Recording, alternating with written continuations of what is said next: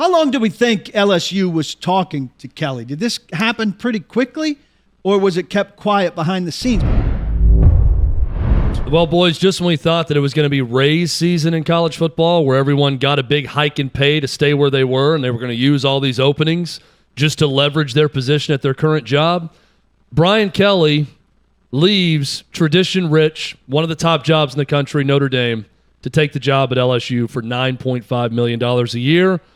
To say that I'm shocked is an understatement. I thought all along, especially with that first report we read at the end of yesterday's show, that there was this belief that Brian Kelly ultimately wanted to stay.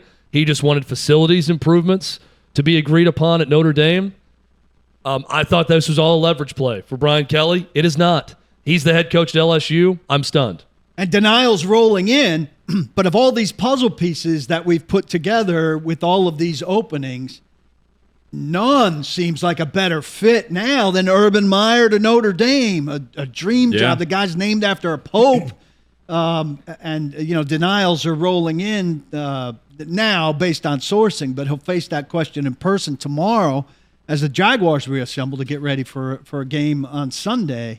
But that one seems like slam dunkish.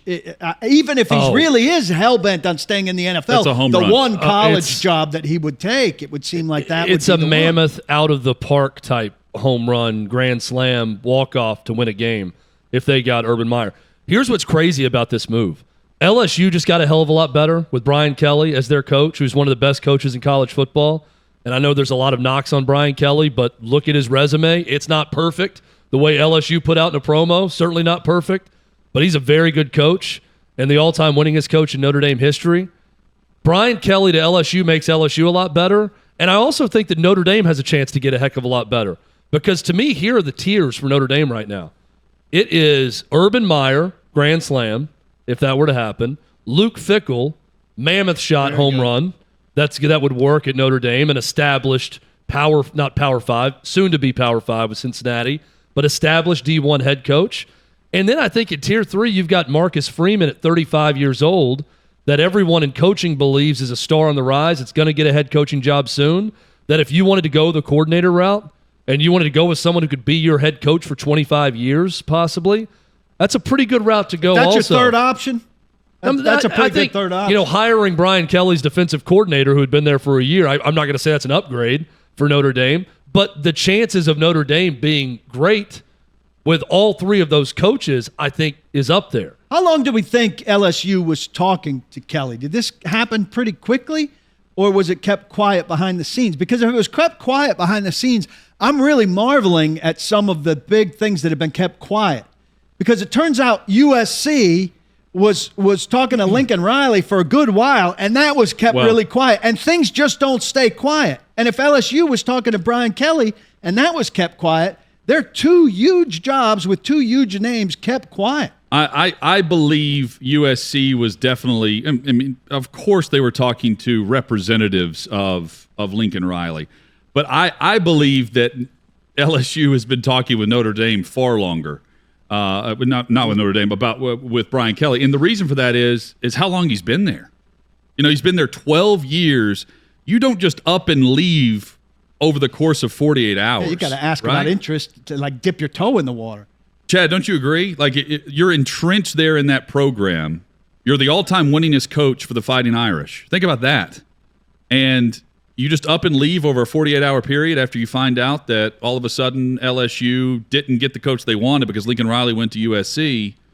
So now they're going to pony up for 9.5. This is also ridiculous.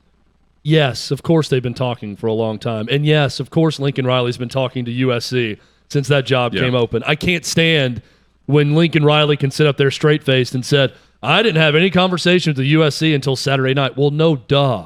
Your agent did, and you talked to your agent. Yeah. That's why you have the agent. It's why you have a buffer. You're hearing everything USC's offering. You know exactly what you want in the deal. You're communicating that to your agent. He's going to USC. So maybe technically your first conversation happens Saturday night after a loss to Oklahoma State, and you get on that Zoom call Sunday morning and close the deal. But same deal goes for Brian Kelly. Brian Kelly's been working this out through his agent.